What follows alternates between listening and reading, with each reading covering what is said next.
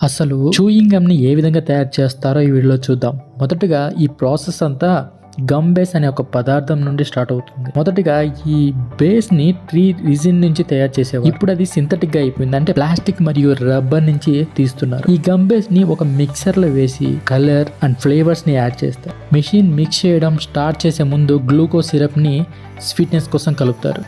ఈ syrup gum బేస్‌ని చాలా సాఫ్ట్‌గా మారుస్తుంది. తర్వాత పౌడర్డ్ స్వీట్ని యాడ్ చేస్తారు. తర్వాత మొత్తం ఒక 20 నిమిషాలని మిక్స్ చేస్తారు. అన్నీ మిక్స్ అయ్యాక ఒక మిషన్లో ఒక షేప్ వచ్చేలా తీసుకొస్తారు. లాస్ట్కి ఎక్స్ట్రూడర్ ద్వారా ఇంకా చిన్న షేప్లోకి వచ్చేలా చేస్తారు.